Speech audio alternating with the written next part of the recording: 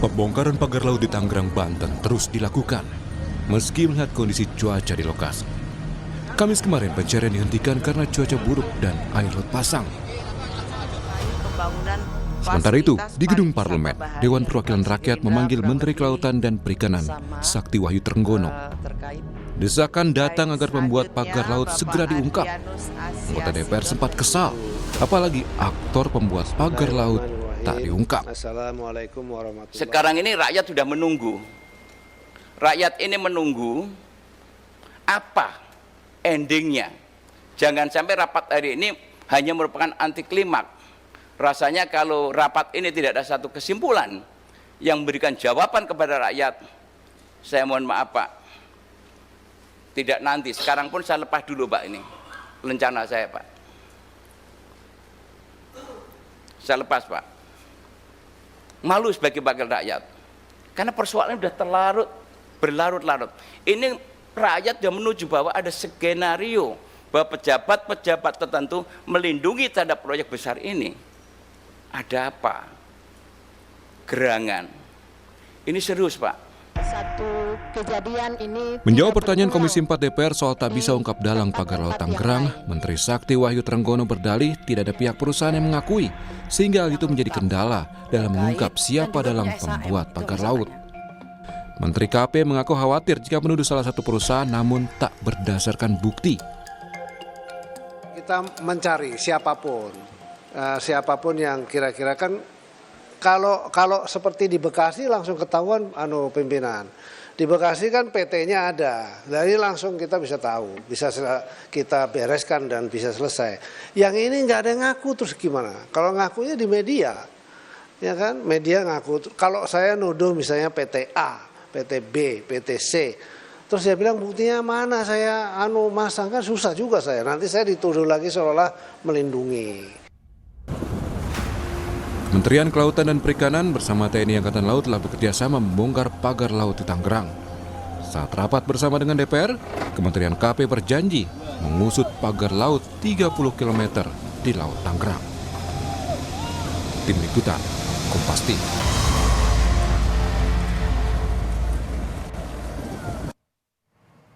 Heboh soal pagar laut kita akan bahas di pagi hari ini. Selain pembongkaran pagar laut, desakan yang kemudian muncul di hari ini adalah saat-saat ini adalah soal pengungkapan dalang pembuat pagar laut dan apa sebenarnya maksud dan juga tujuan pembuatan pagar laut ini. Meski sebelumnya santer pagar laut ini diduga, sekali lagi saya mengatakan diduga untuk proyek reklamasi.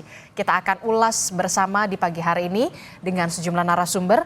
Ada Sekjen Konsorsium Pembaruan Agraria Mbak Dewi Kartika yang sudah hadir ke studio. Selamat pagi Mbak Dewi. Pagi. Terima kasih sudah hadir ke studio Orange Kompas TV. Terima kasih. Ya, kemudian melalui sambungan daring ada konsultan hukum pengembang PSN PIK 2, Pak Muanas Alaidit. Assalamualaikum Pak Muanas. Ya. Waalaikumsalam, selamat pagi Mbak. Iya, ini kan beberapa pekan belakangan kita dihebohkan ya soal pagar laut, pembongkaran pagar laut.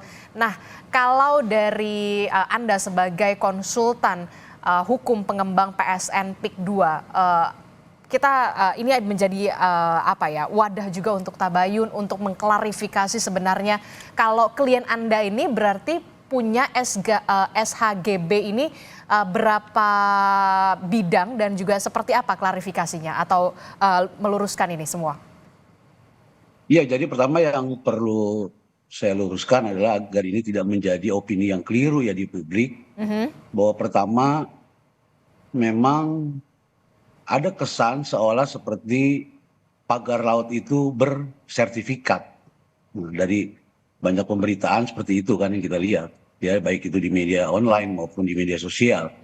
Jadi HGB terhadap pagar laut itu hoax Mbak, nggak ada. Jadi sebenarnya yang ada itu? Ya, jadi nggak ada juga yang namanya pagar laut itu kemudian disertifikatkan, nggak ada. Ya kan, dan nggak ada juga laut yang disertifikatkan gitu loh. Jadi kita mesti clear dulu tuh sampai situ tuh. Oke. Jangan kemudian narasinya dibangun seolah-olah pagar 30 km ini adalah ada sertifikatnya, karena ada 2 perusahaan anak PIK misalnya, PIK 2 ya, Iya. yaitu PT IAM dan CIS ya, dan 9 perorangan yang sebagaimana dikatakan oleh Pak Menteri berseliweran sertifikat itu ada HGB milik perusahaan-perusahaan PIK 2, kemudian ada 9 dari perorangan, ya kemudian dianggap sebagai bahwa itu adalah HGB pagar laut, itu enggak. Yang ada adalah HGB yang iya. Jadi HGB yang dimiliki oleh kita ini ya, ini adalah tanah terabrasi, Mbak. Dulunya tambak sawah. Kita beli dari rakyat. Oke. Ada izin lokasinya, ada surat dari persetujuan dari pemanfaatan ruang lautnya. Jadi tertera di sana itu adalah daratan, gitu loh. Dan Bukan lautan, SHGB walaupun itu terbit eksistensinya di situ tahun terlihat laut, tapi itu peruntukannya adalah daratan, gitu. Oke, loh. jadi Dan posisi HGB itu, Mbak, ya, dari sepanjang posisi HGB itu hanya ada di 1 kecamatan, di Ya. kecamatan 1 desa doang di daerah Pakuhaji. Kecamatan Pakuhaji Sementara- Tangerang. Iya, di kecamatan Pakuhaji aja di desa Kohot di kecamatan Pakuhaji, di 1 kecamatan. Sementara panjangnya pagar-pagar yang dibuat itu kan meliputi 6 kecamatan. Ya, ada Keronjo, ya Sukadiri, kemudian Mauk sampai ke Teluk Naga. Oke. Nah, jadi dari awal sebagaimana kita katakan ya, kita itu PIK 2 itu hanya menguasai daratan. Karena sertifikat itu pun ya, HGB itu adalah eksistensinya meski laut, tapi itu adalah sawah dan tambak yang terabrasi yang dibeli oleh rakyat, dari rakyat gitu, Mbak. Oke, jadi Begitu posisinya. PT IAM dan juga PT CIS ini memiliki SHGB yang berupa tanah atau daratan tambak begitu ya, tambak yang sudah Dulunya terabrasi. tambak, Dulunya dulunya tambak sawah. yang sudah terabrasi. Dulunya sudah terabrasi. Oke, dulunya tambak yang sudah terabrasi. Saya ingin tahu, berarti penerbitan SHGB itu terbit di tahun berapa, Pak? SHGB itu terbit di tahun 2024. 2024. Disertifikatkan itu di tahun 2023 sama warga.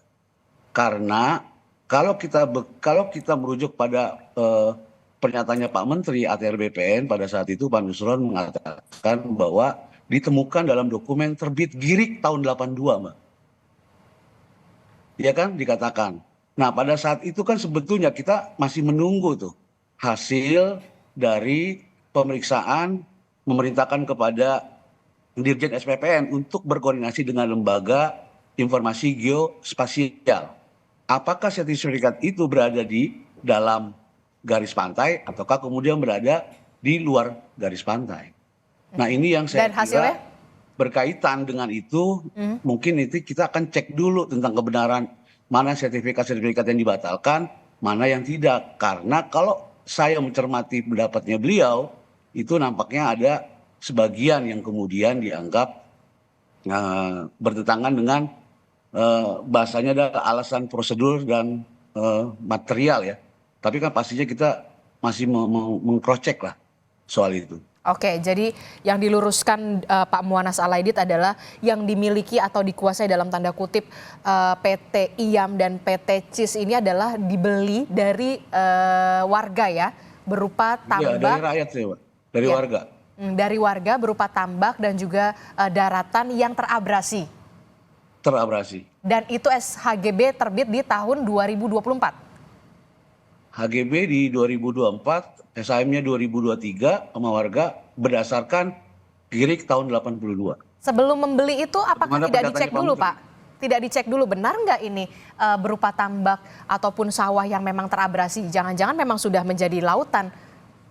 Ada pengecekan Loh, di situ? kita kan justru kan kita namanya belanja lahan itu selalu cek fisik, cek surat kan. Oke, Ketika kita koordinasikan dengan BPN setempat, itu bisa diterbitkan, ya kita urus, gitu loh, Mbak. jadi pada saat diukur itu memang masih ada tambaknya, HGB. masih ada sawahnya, bukan laut seperti yang banyak di media sosial hari ini? Oh enggak, jadi waktu itu memang kalau berdasarkan surat itu KPR-nya adalah daratan, Mbak. RT RW-nya daratan. RT RW-nya itu daratan gitu loh. Jadi ya itu kan apa? Kalau dalam surat tanah itu yang dilihat itu jangan existing-nya, Mbak, gitu loh. Tapi tata ruangnya itu adalah peruntukan untuk daratan. Oke, saya ke Mbak Dewi. Mbak Dewi, bagaimana merespon ini? Kalau dari pihak Pak Muanas Alaidit begitu ya, selaku konsultan hukum PSN PIK 2 ini mengatakan PT CIS dan PT IAM ini membeli dari warga begitu ya, karena memang suratnya ini awalnya adalah berupa sawah, tambak, daratan yang terabrasi. Nah, bagaimana respon Anda? Ya. Sebenarnya masalah PIK 2 ini ataupun di luar PIK 2, jadi perlu kita tempatkan bahwa hak guna bangunan baik di darat maupun di laut yang ada sekarang menjadi kasus itu sama-sama melanggar. Jadi bahwa ada isu ini muncul dipicu karena ada dugaan HGB di laut itu pintu masuk saja. Tetapi kita perlu melihat lebih luas lagi karena apapun prosesnya ini bukan sekedar prosedural saja atau maladministrasi. Tetapi juga ada kejahatan yang sistematis menurut saya karena ini cakupan wilayahnya, tanahnya begitu luas. Kemudian dia dipecah-pecah menjadi ratusan hak guna bangunan. Artinya ini bagian dari modus mafia tanah. Jadi perkaranya bukan soal ini punya siapa. Itu sudah pasti ada kerja sistematis bancakan berjamaah dari semua pihak yang terlibat untuk mengambil keputusan dan para pemutus kebijakan yang bisa menerbitkan hak guna bangunan dengan ratusan jumlah bidang. Termasuk ada hak milik. Kita juga belum tahu kurang lebih 17 sertifikat hak milik itu punya siapa. Kok bisa menguasai menjadi bagian dari wilayah PIK 2. Nah, jadi kita tidak perlu bersilat lidah soal ini bukan punya aguan atau di luar aguan, tetapi proses-proses penerbitan hak guna bangunan itu menjadi problem. Itu yang nomor pertama. Yang kedua adalah kalaupun dibuat cerita nih, existing lapangannya sekarang adalah lautan. Mungkin dulu ceritanya adalah itu daratan, garis Sawah, pantai. tambak. Betul. Nah, HGB pun ada syaratnya ketika di pesisir pantai. Itu setidaknya 100 meter dari titik surut garis pantai. Kok bisa ada HGB yang itu adalah di titik surut pantai itu? Yang bisa jadi kalau kita bicara proses alam, bisa jadi itu melanggar hukum juga. Karena harusnya itu menjadi tanah yang common property, nggak boleh dihaki, nggak boleh disertifikatkan. Itu yang pertama. Kemudian kalau kita bicara normatif hukum, sekarang existing di lapangannya sudah laut. Di dalam pasal 35 sampai 40 Undang-Undang Pokok Agraria, hak guna bangunan itu hapus dengan sendirinya apabila tanahnya hilang. Nah, sekarang Itu sudah otomatis. Ya otomatis HGB itu hilang itu kalau habis masa berlakunya. Itu artinya tidak masuk di dalam kriteria ini. Atau dicabut karena tidak memenuhi syarat. Artinya pemegang haknya itu sudah tidak memenuhi syarat. Pemerintah bisa mencabut. Itu kewenangan ATR penuh di situ. Atau tanahnya hilang. Jadi otomatis kalau sekarang misalnya Menteri Agraria mau mencabut, cabut. Karena aturan kita sudah jelas kok. HGB itu harus dicabut ketika tanahnya sudah hilang. Existing di lapangan jelas ada HGB yang terbit di atas laut sekarang. Existingnya secara de facto di lapangan. Jadi nggak bisa lagi ini soal darat atau laut. Ada banyak proses yang sebenarnya menjadikan ada monopoli luar biasa, monopoli atas tanah, atas izin atau hak yang terbit atas nama HGU itu kepada satu holding company. Yang kemudian dia dipecah-pecah. Tadi ada PT IAM, ada PT CIS, ada ratusan HGB. Nah, di dalam proses kita, KPA ini kan sudah 30 tahun ya mengurusi masalah-masalah konflik agraria dan sengketa pertanahan. Ini bagian dari modus juga, kenapa dipecah-pecah kecil? Padahal holding company-nya kalau kita tracking, ya ini sama juga gitu loh. Bahwa mungkin ada pihak-pihak lain di luar itu, iya. Tetapi itu adalah modus supaya kalau kecil-kecil itu ngurusnya cukup di kabupaten, cukup di provinsi. Nah, tapi bukan berarti pusat nggak tahu. Jadi menurut saya karena ini juga terjadi di proses masa transisi pemerintahan Tapi ini terbitnya sebelumnya. 2024 loh Mbak Dewi. Ya, tapi kan penetapan PIK 2 dan kasus PIK 2 itu sudah sebelum pemerintahan Prabowo juga sudah mengemuka. Masyarakat itu sudah banyak komplain. Jadi terhadap perusahaan yang sama. bahwa ada HGB di atas tambak rakyat, ada HGB di atas persawahan, ada HGB pemukiman, kemudian sekarang HGB laut. Jadi sebenarnya kita nggak bisa melihat ini parsial di titik sekarang. Tapi sekuen dari masalah ini sudah terjadi sejak lama. Pemagaran laut pun sejak lama. Nggak mungkin sepanjang 30 km itu pemerintah nggak ada yang seolah-olah nggak tahu gitu. Itu bukan sesuatu yang hanya skala kecil saja, ini skala masif, sistemik, dan ada bancakan yang bekerja di situ. Jadi ada bancakan yang bekerja ya berjamaah. dalam Jadi ada yang menyebutkan ada dugaan penyimpangan dalam penerbitan HGB di sana. Ya, jadi bukan sekedar maladministrasi, cacat prosedural, tapi ini kerja sistematis. Yang seolah yang ilegal dilegalkan bisa itu. Karena artinya ini juga menjadi kritik sebenarnya. Kenapa KKP yang harus mengusut? KKP itu bagian dari problem. Jadi Pemda, KKP, Kementerian Agraria Tata Ruang, Kementerian Kehutanan, karena sebagian kabarnya itu masih status kawasan hutan yang di lokasi PSN. Jadi sebenarnya ini harus semua bertobat, pengakuan dosanya harus dilakukan. Nah, DPR kalau mau bikin pansus itu penting menurut saya karena ini harus sudah lintas kementerian untuk diinvestigasi. Pasti ada proses-proses termasuk kalaupun tidak terlibat langsung dalam penerbitan HGB, perizinan perubahan tata ruang, tetapi membiarkan masalah ini berlalut tidak hanya di titik sekarang hari ini, tetapi ke belakang itu sudah ada muncul. Tetapi problemnya adalah belum menjadi heboh seperti sekarang. Jadi seolah-olah ini masalah baru, padahal sebenarnya masalah PIK 2, bahkan ketika ditetapkan menjadi proyek strategis nasional, PSN itu kan menjadi kontroversial. Kok bisa satu proyek yang itu lekat atau kuat kepentingan bisnisnya bisa dilabeli proyek strategis nasional, apapun alasannya. Karena lebih banyak kepentingan bisnis di dalamnya, bukan untuk kemaslahatan banyak masyarakat. Jadi menurut Anda pentingnya saat ini darurat untuk bisa membuat atau melakukan pansus DPR? Ya, selain pansus menurut saya KPK harus bergerak karena ada potensi terjadi korupsi, kolusi, manipulasi proses. Kemudian juga ombudsman turun kalau mau cek misalnya ini terjadi maladministrasi pertanahan. Kenapa bisa kok ada HGB, bahkan dibiarkan ketika misalnya ceritanya memang, taruhlah ceritanya benar ya, dia dulu daratan sekarang jadi lautan, kok dibiarkan? Padahal normatif hukumnya menyatakan HGB hapus dengan sendirinya kalau tanahnya sudah hilang, sudah berupa lautan, itu saja sudah memenuhi syarat untuk dicabut. Oke, kita tahan dulu Mbak Dewi. Respon Anda Pak Muwana Salaidit kalau dikatakan disebut ini sebenarnya maladministrasi begitu? Ya, pendapat sah-sah aja. Bagi saya juga pendapatnya Mbak Dewi terlalu subjektif gitu loh, tendensius. Ya, karena kalau tadi misalnya kita bicara soal masalah historis ya, Anda bisa lihat misalnya cek dong ke BPPD Tangerang. Bagaimana peristiwa dari tahun 70 misalnya sampai kemudian 2025 pernah bagaimana misalnya ada abrasi di sana, ada penggalian lumpur yang kemudian bako-bako kita rusak, erosi lingkungan segala macam yang kemudian banyak lahan warga desa yang hilang di sana karena mereka harus berjuang menahan abrasi. Itu adalah fakta-fakta yang saya kira nggak terbantah dan itu juga berkaitan dengan program Giant Sea-nya Pak Prabowo ya yang mengatakan dan begitu khawatir bahwa pesisir Pulau Jawa itu akan tenggelam. Artinya ini bukan isapan jempol persoalan abrasi itu. Nah itu satu. Nanti saya mau bicara soal sosiologis. Jadi itu harus ada bicara data lah. Jangan persepsi dianggap bahwa kalau ini kita pakai untuk ada abrasi berarti dianggap akal-akalan gitu.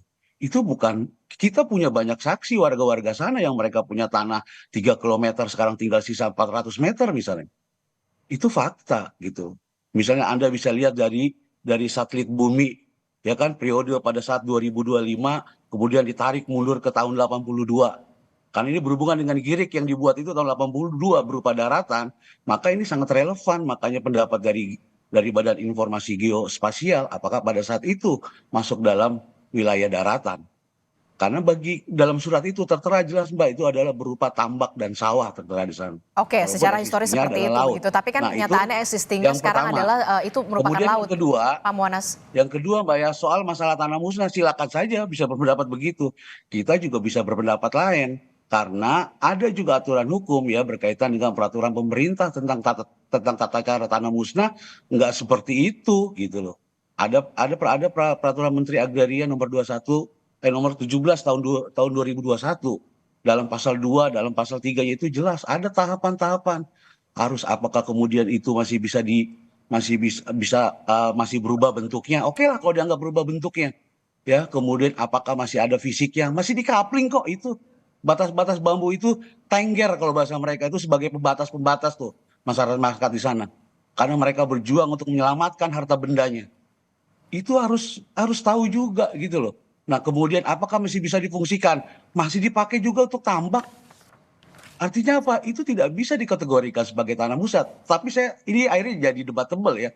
Tapi maksud saya ada tata cara penetapan tanah musnah. Enggak serta-merta kemudian itu langsung hilang harta benda orang lain.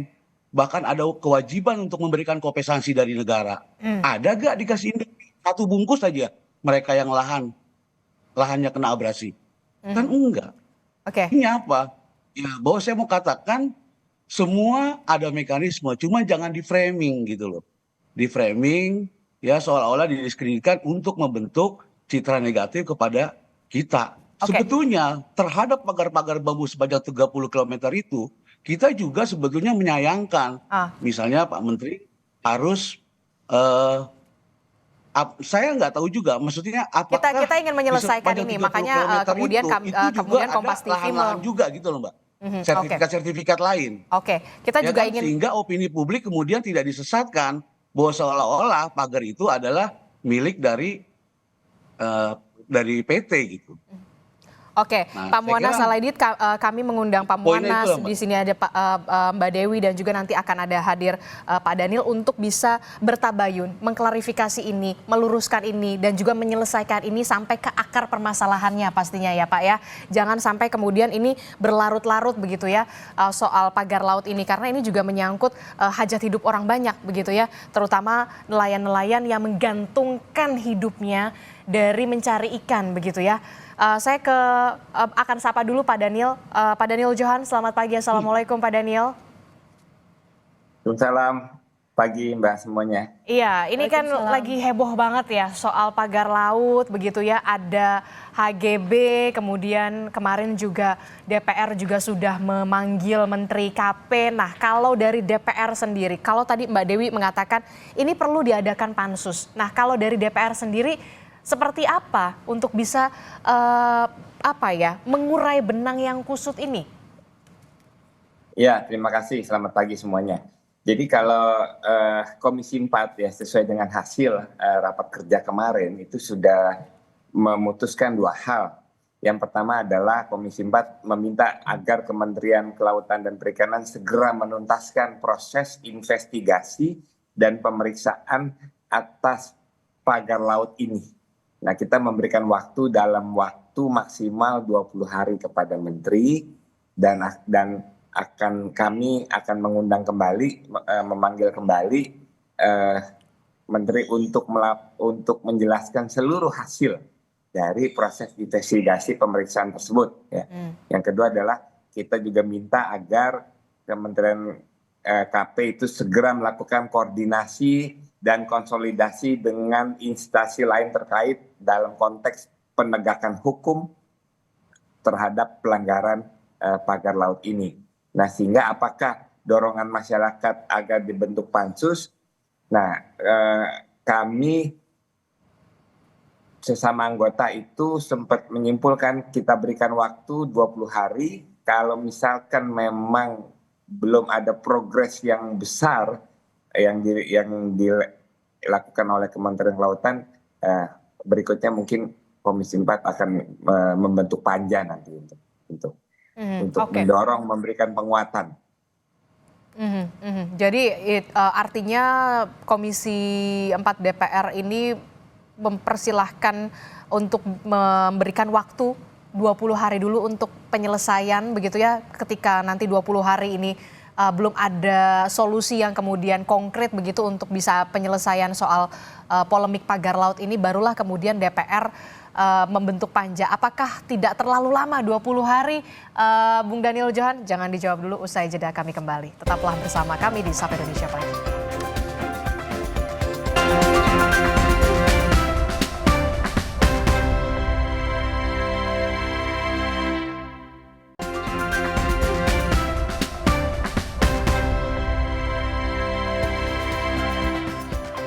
Terima kasih Anda masih bersama kami di Sapa Indonesia Pagi. Saudara, masih membahas bagaimana polemik pagar laut yang masih terus bergulir dan DPR mendesak untuk mengungkap dalang dari pagar laut Tangerang ini untuk bisa diusut tuntas. Saya masih bersama Pak Muwanaz Alaidit, kemudian ada Bung Daniel Johan, kemudian ada Mbak Dewi di sini. Saya ke Pak Muwanaz dulu. Pak Muwanaz, ini ada update kah soal pembatalan HGB dari Kementerian ATR? Apakah sudah ada di tangan dari Pak Muwanaz ataupun klien Anda atau seperti apa update-nya? Ya, semula sebetulnya kemarin kita monitor untuk menindaklanjuti janji dari Pak Menteri kan akan berkoordinasi dengan Badan Geospasial itu kan tentang batas pantai itu. Karena ini berkaitan dengan HGB kita ya, apakah berada di dalam pantai atau di luar pantai. Tapi kemarin sudah kita dapat kabar pembatalan, cuman kita belum tahu secara persis ya sertifikat mana yang kemudian dibatalkan gitu, dan apakah kemudian yang termasuk 9 perorangan itu yang punya masyarakat, karena nggak cuma punya kita doang ya gitu loh. Jadi biar ini juga nggak misleading ya, bahwa nggak cuma punya kita tapi juga ada punya masyarakat di sana yang 9 perorangan gitu. Nah jadi kita belum. Tapi yang punya PT IAM dan PT CIS ini ada berapa, Pak? Dikurang 9 aja itu, sekitar 243-an ya. Berarti yang punya PT IAM dan PT CIS ada 243 ya, yang 9 iya, itu perorangan. 20 punya CIS, 20 punya CIS. Oke. 20 punya CIS, satu lagi punya IAM. Nah, jadi kita masih menunggu tuh secara resmi surat nanti apa yang kemudian menjadikan alasan pertimbangan yang kemarin disampaikan tentang prosedural dan material yang dianggap melanggar. Jadi baru setelah itu mungkin nanti kita bisa tinggal sandingkan saja dengan data yang kita miliki dengan data yang kemudian kementerian miliki. Saya kira itu Mbak, kalau soal respon. Kalau soal, kan tadi disebutkan secara historis itu memang dibeli dari warga begitu ya, karena memang historisnya di situ ada tambak, ada persawahan yang terabrasi. Nah pertanyaan saya, ketika ingin membeli itu, ketika proses jual beli itu kemudian dilihat, oh sekarang ternyata sudah terabrasi, kenapa tidak dikonservasi dulu Pak? Kalau memang sudah terabrasi, memang di situ ada sudah terendam air laut. Saya teknis nggak ikut dalam pembebasan pembelajaran lahan itu, gitu loh. Itu ada orangnya tersendiri, tapi saya mendengar kabar seperti tadi saya sampaikan. Jadi memang kalau belajar lahan itu kan kita pasti cek fisik, cek kemudian datanya gitu kan, suratnya kan. Nah itu dikoordinasikan dengan BPN setempat. Nah setelah itu kemudian bisa disertifikat kan, karena ada giriknya yang tahun 82. Kadang-kadang kan orang di kampung memang baru dibuat sertifikat itu walaupun mereka masih pegang giriknya gitu loh. Nah di sana jelas RT RW-nya tata ruangnya adalah daratan karena tambak dan sawah itu gitu. Nah, dulunya. Kemudian bisa, iya daratan itu bukan laut. Iya dulunya daratan kemudian terabrasi begitu. Harus dilihat tata ruangnya adalah daratan. Yang harus dilihat itu tata ruangnya gitu. Ya jadi itu. Nah jadi kalau itu ternyata kemudian bisa, ya sudah kita bayar pajak, kita bayar, ada izin lokasinya, ya, kemudian ada KKPRL-nya, ya kan selesai, nggak ada masalah. Dan itu udah sesuai gitu loh dengan peraturan perundang-undangan yang berlaku. Mbak Dewi? Ya, saya pikir dari sisi filosofis, yuridis, sosiologis, itu banyak yang dilanggar.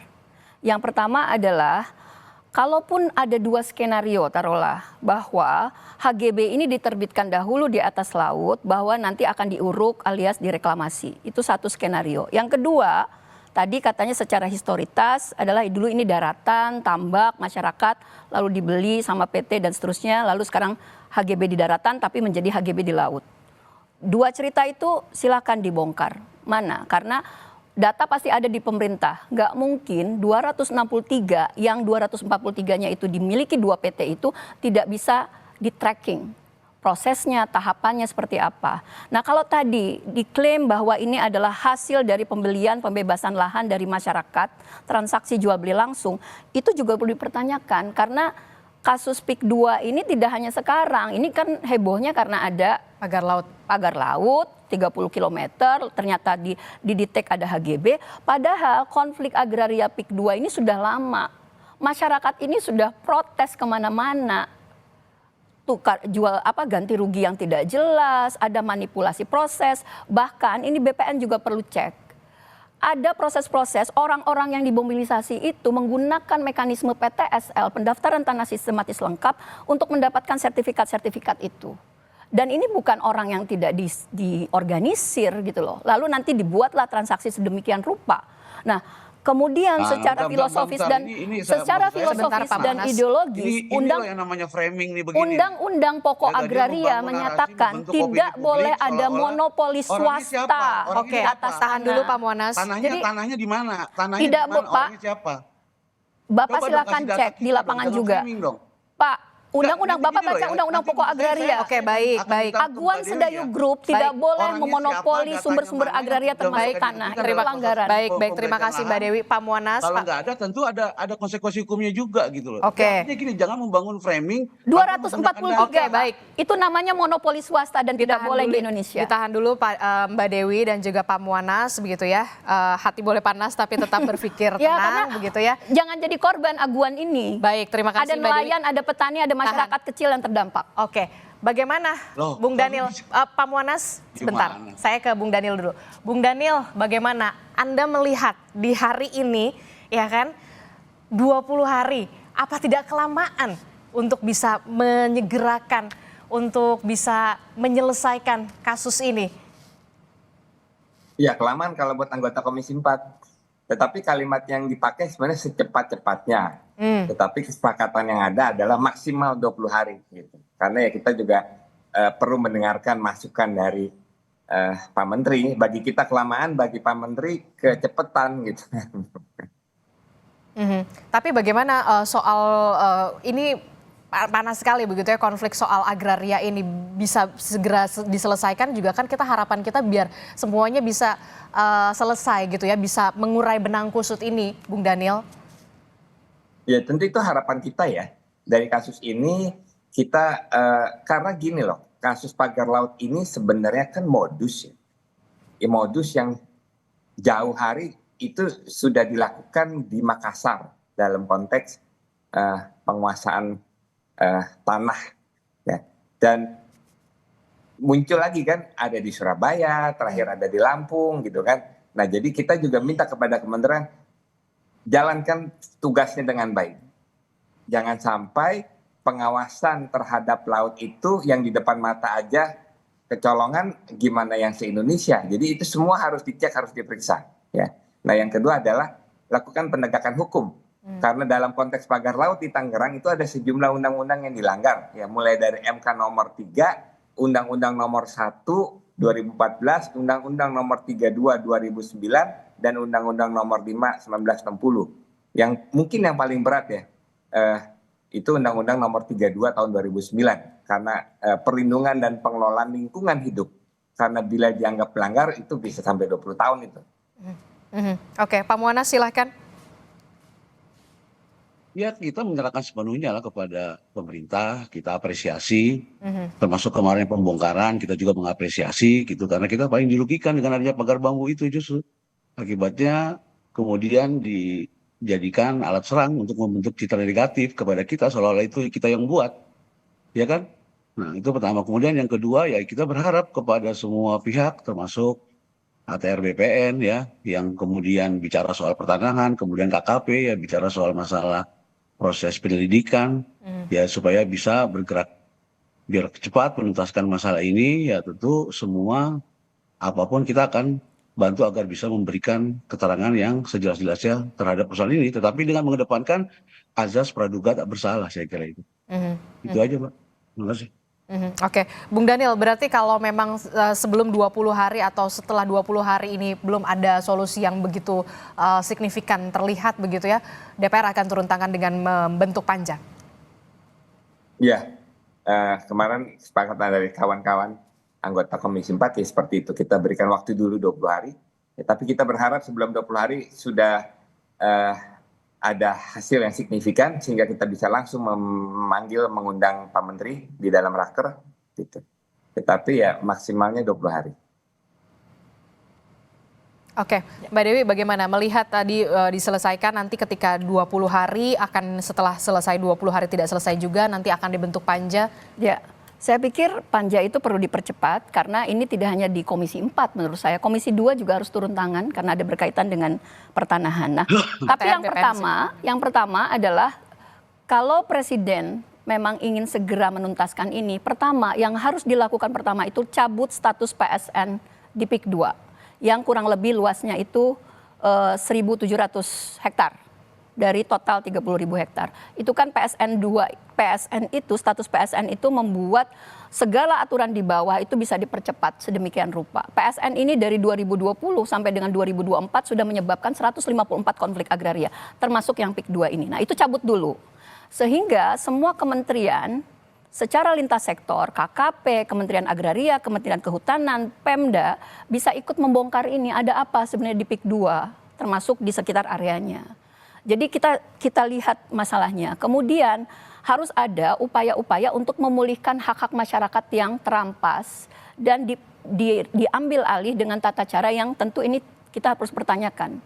Manipulasi prosesnya, tata caranya seperti apa, ganti kerugiannya bagaimana dan seterusnya. Nah, kemudian kalaupun ada lahan-lahan kritis di seputar PIK 2 ini bukan harus dikapling-kapling ke perusahaan, tetapi sebenarnya Kementerian Lingkungan Hidup dan Kehutanan di zaman sekarang, di zaman dulu masa pemerintahan Jokowi dan sekarang Kementerian Kehutanan dan Lingkungan harusnya kerjasama untuk mengkonservasi. Katanya Jakarta mau tenggelam, tetapi kenapa justru tanah-tanah dan pesisir pantai itu malah dikapling-kapling kepada perusahaan. Nah, menurut saya ada aspek keadilan pemulihan rakyat yang harus dipulihkan. Kemudian ada upaya-upaya untuk memulihkan lagi krisis alam yang terjadi di sekitar PIK 2. Nah, baru setelah itu kita lihat mana sih memang yang betul layak untuk dikembangkan menjadi PIK 2. Jangan-jangan sebenarnya ada hasil-hasil dari 30.000 hektar PIK 2 itu, baik yang PSN maupun non-PSN, itu sebenarnya diperoleh dari tata cara yang melanggar hak-hak masyarakat, nelayan, petani, petambak, dan masyarakat di sekitar kawasan PIK 2 itu. Pemulihan hak-hak rakyat begitu ya, karena kan kita juga tahu begitu ya di Tangerang juga warga-warganya adalah mayoritas nelayan begitu ya. Dengan adanya pagar-pagar laut ini kemudian mereka juga agak kesulitan begitu ya, bukan agak kesulitan tapi memang kesulitan betul begitu ya untuk bisa menjaring ikan karena memang pagar laut ini begitu ya. Nanti kita harapkan Saya mau cerita sedikit Mbak mungkin tadi ya. Silakan Pak Muanas. Juga menjadi misiling juga tadi soal masalah pagar laut. Berapa waktu lalu itu saya sempat ketika rame-rame soal pagar laut, saya tuh sempat dikirimin satu video foto-foto itu sama mantan bupatinya Kabupaten Tangerang 2 periode Zaki Iskandar. Ya, beliau itu ternyata pada saat 2013 ya 2014 pada saat beliau baru dilantik, beliau sempat mengajak sejumlah wartawan menyewa 3 speedboat, Mbak. Itu bisa dikonfirmasi kepada dia, mengundang wartawan speedboat, kemudian dia memantau sepanjang pantai pesisir utara, ya termasuk Kohot dan sebagainya. Nah di situ ya, itu dia katakan dalam foto-foto itu yang dibagikan oleh sejumlah media, itu sudah ada pagar bambu, Pak. Pagar-pagar itu sudah ada. Artinya apa? Sebelum Pak Jokowi menjabat, sebelum PIK 2 masuk 2015, pagar bambu itu sudah ada. Gitu loh. Yang kemudian menjadi persoalan ini kan banyak orang justru yang kemudian bicara, yang justru nggak tahu wilayahnya. Yang punya wilayah malah nggak dimintain pendapatnya. Nah saya kira hal seperti ini juga harus bisa didalami, digali gitu loh. Jangan kemudian karena ketidaksukaan atau karena afiliasi politik, kemudian kita menyudutkan dan membentuk citra negatif kepada PIK 2. PIK 2 ini kan niatnya investasi, Mbak. Bagaimana Pak? Bang Zaki Iskandar mengatakan sebelum PIK masuk, itu lahan kosong, nggak terurus, mangrove-nya rusak, erosi, aktivis lingkungan kemana? Nggak ada, ya kan? Nggak, kalau kita mau ini, artinya kita bicara basis data gitu loh, Mbak, bukan bicara asumsi, bukan bicara soal pagar bambu, kita bicara mundur data ke belakang, bagaimana kondisi Kabupaten Tangerang sebelumnya. Itu di tahun berapa Pak? Di tahun berapa Pak? Yang nggak pernah dibuka. Mantan Bupati Tangerang. Kemudian rakyat bisa melihat bagaimana perjuangan orang-orang yang ada di pesisir pantai mempertahankan harta bendanya. Ya kan, kita ini beli loh membantu mereka. Ya kan, nggak ada aktivis lingkungan yang kemudian membantu. Sekarang mereka bicara soal masalah lingkungan, masalah apa. Bandingkan dong dengan sebelumnya dengan kita. Itulah yang saya maksud, kita bicara soal masalah basis data, termasuk persoalan-persoalan agraria. Oke, baik. Gitu, Mbak. Oke, baik. Pak Muanas, berarti itu di tahun berapa, Pak? Mantan Bupati Tangerang itu, kalau tidak salah? Dia cerita ke saya, dia 2014 ya. 2014. Iya, saat baru dilantik.